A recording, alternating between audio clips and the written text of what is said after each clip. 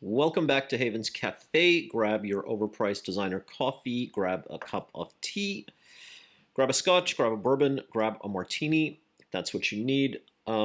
Today, we're going to talk about the future of the economy, future of investment, and I'm also going to tell you this little story about how I got blacklisted. I've been promising to tell you. So, I was talking to a friend of mine, okay?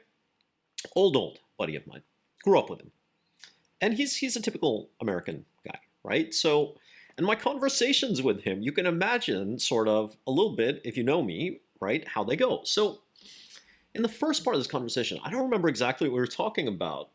He was asking, right, my investment advice or what have you. And then we started talking geopolitics a little bit, right? And he threw in something like, oh, your left-wing beliefs, right? And I didn't say anything. I never say anything to this kind of thing that comes from Americans, right? And then later on in the conversation, we talked for a long time. Later on in the conversation, he starts complaining about how healthcare has become unaffordable, okay? And how he's worried about how he's going to send his kids to college and, how he's going to make ends meet. And he's a successful guy, okay? He's pretty high up the corporate ladder. He's making a very healthy income. He's got a nice house, nice cars, few nice houses, nice cars, etc. And he's worried, right? And he's in the teeth of, this thing that Americans have begun to call an affordability crisis, which we've been discussing, goes much deeper, right? And comes back down to Great Depression era levels as a share of the economy. Now, when I have these conversations with my friends, these kinds of conversations, and they always sort of go like this, right? With friends like this. I always wonder, do they connect the dots in their heads, right, about my left-wing beliefs and the failures that they're experiencing, right? Because I'm not talking like these are not beliefs anymore, guys, right?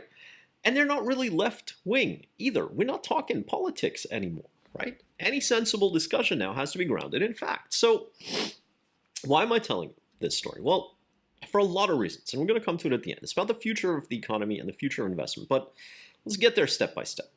So, I've spent most of my life in Canada and Europe, and there, my kind of beliefs are very mainstream, right?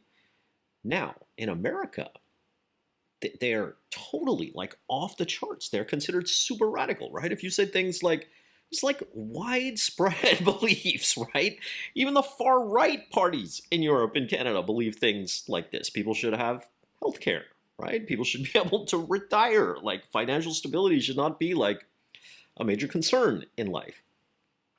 But in America, to say these kinds of things gets you painted as like radical, left-wing, socialist, communist, right? You know what I'm talking about. You know the score, right? So I always wonder with friends of mine like this, do they connect the dots that are shaking our world? Are their beliefs changing? You see, because what I believe in, and the school of economics that I was trained is not American economics. It's 100% true. All right, it's European economics. I studied there, and my career was professionally was there for a long time. Right, I helped run one of Europe's biggest companies as chief economist. So I'm coming from a different place compared to your typical American, right, econ finance guys. But we're not talking about beliefs anymore, right? The world really has changed. And America really is failing in these ways. It's not Europe where people worry about healthcare, retirement, right? I mean, it's just basic facts about the world, right?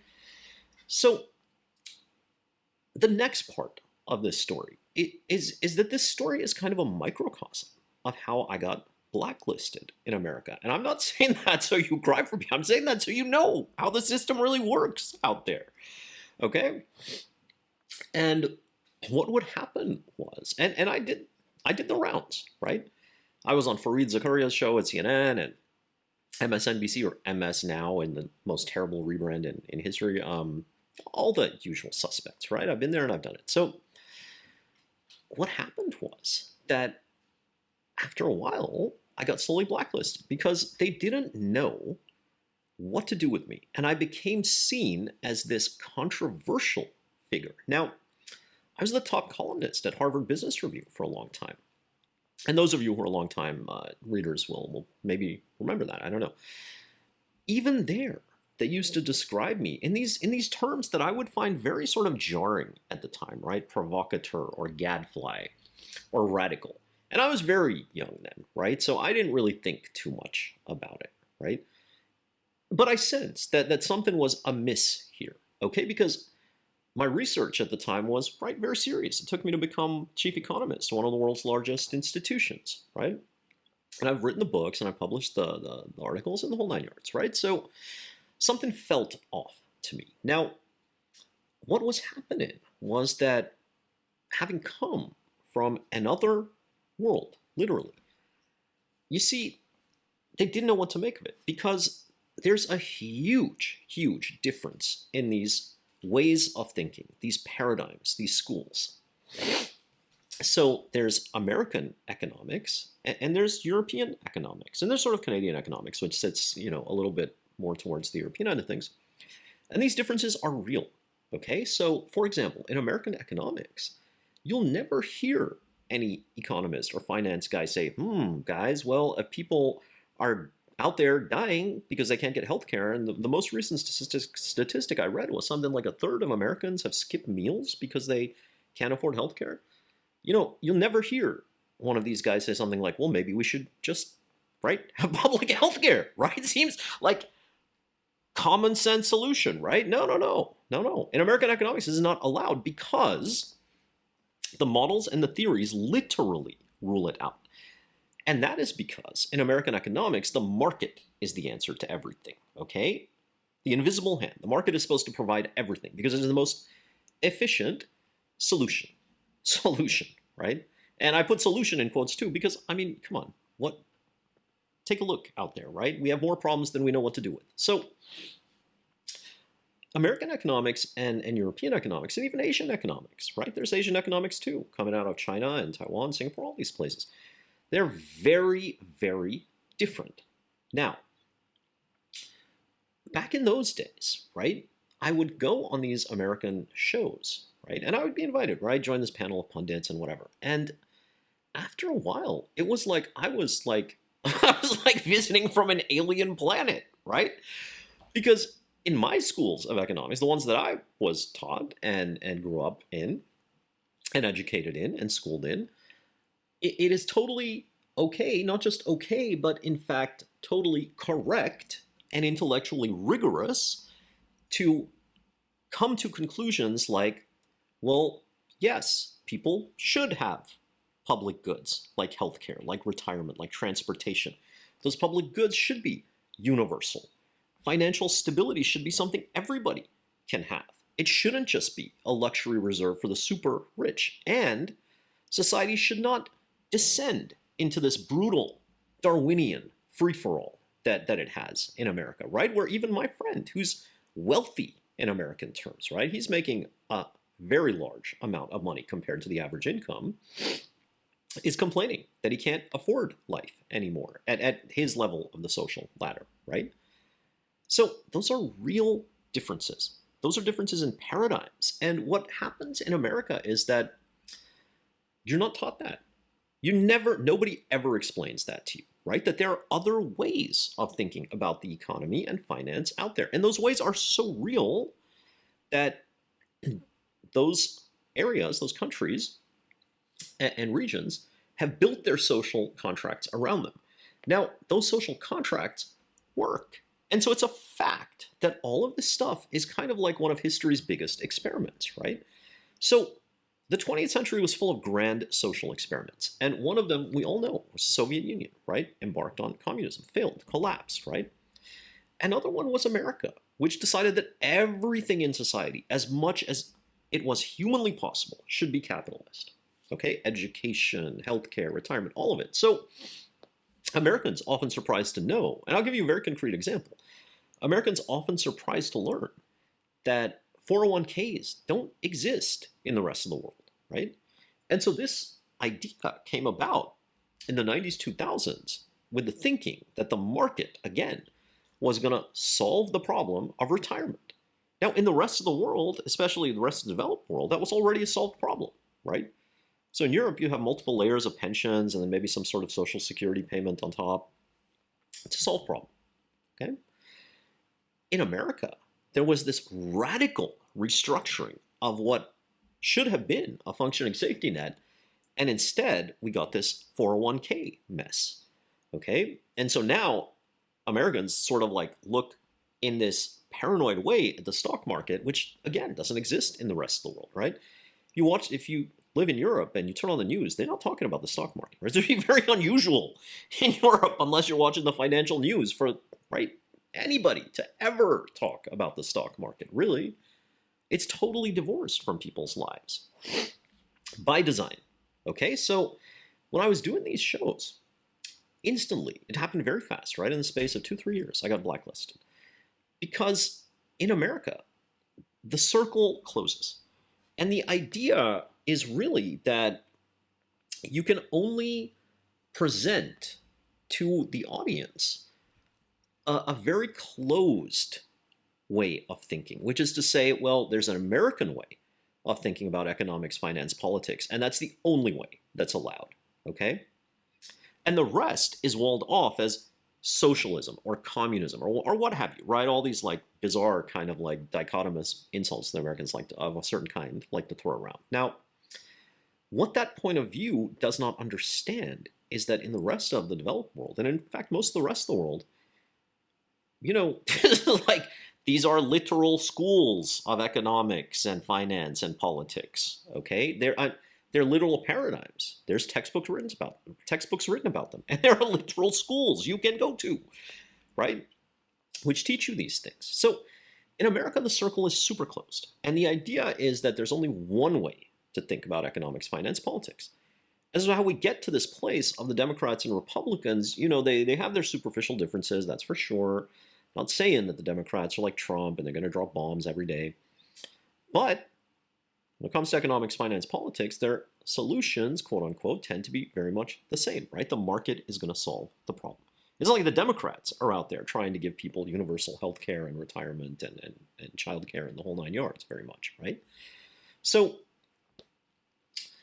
it's a real difference, all right? And it goes so deep that when I tried to come from the other side and talk to Americans about it, and you know, at that stage in my life, I really wanted to teach Americans about it. Not just, you know, sort of me talking in the camera to the CNN audience or whatever it was, but even like America's intellectual class or what passes for it, right? These guys that were on the talk shows with me. They had no experience of living in Europe at that time, and I did, right? And I could see that there was a huge gulf opening up in terms of quality of life and the functionality of basic systems and institutions. And that's one of the ways that I predicted way back then, a decade ago, that America was going to collapse, have a fascist collapse. Because when quality of life drops too fast, and when people feel so precarious and they feel desperate and afraid, they turn to authoritarians and fascists. Okay? So that's kind of a lot. But that's sort of an intro to the story of how I got blacklisted. Now, I said this was going to be about the future of economics and finance and investment, and it is.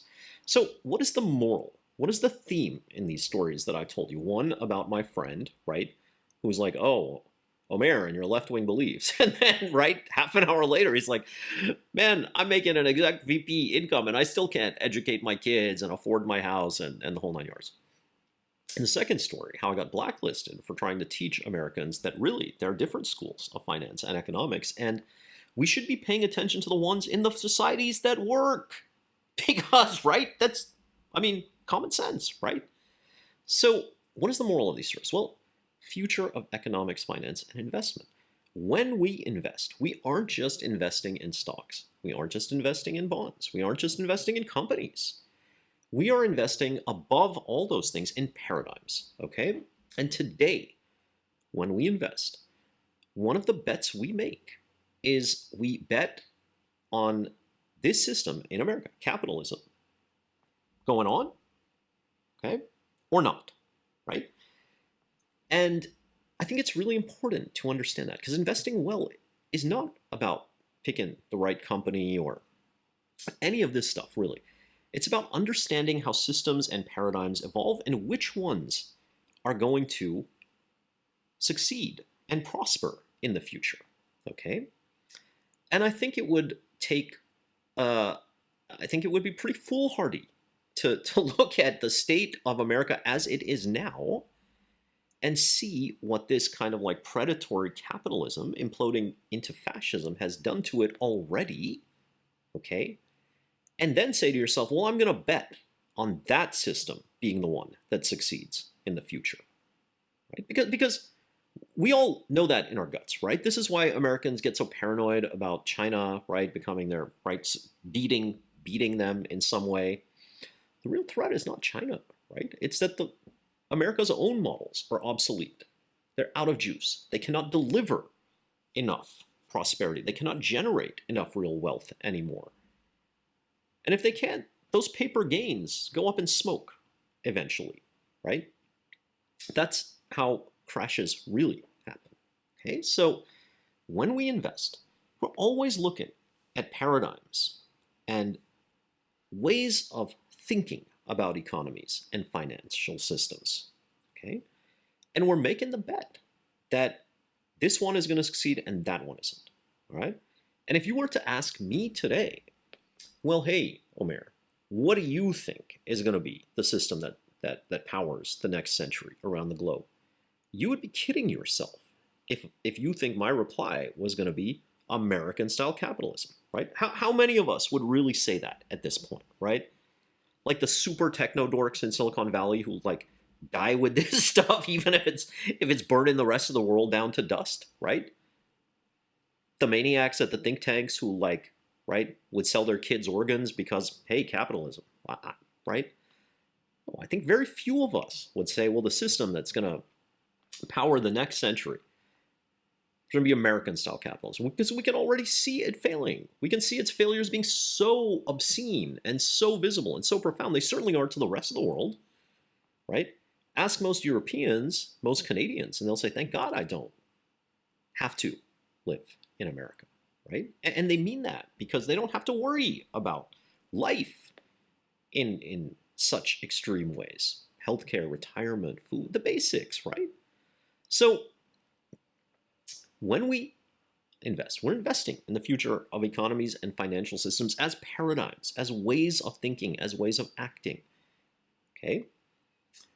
And it's really important to understand that, because the question you have to ask yourself if you want to invest well is, what do you think the next set of, cycle of gains are going to come from? And a good answer is not like the micro level answer, right? It's a bullshit answer.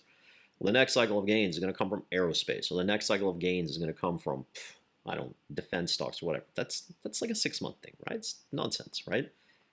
We're talking about 10, 25, 100 years. That's where wealth is really built, guys. So that's a lot. And part of the reason, by the way, that Americans struggle with this question, right? Where do I invest? What do I do? Is going back to my previous point that that circle is so closed, they're only ever taught to think about, they're only ever allowed to think about the economy and finance in one way. Capitalism. It's got to be the answer to everything. Not true, right? The rest of the world certainly doesn't remotely think that. From China to Europe to Asia to Canada, it doesn't matter, okay? So that's a lot for one video. That's a lot. Thank you for joining me at Haven Cafe. I hope that was a little bit helpful. Questions, comments, leave them below. Thank you for listening, and I'll talk to you soon. Bye.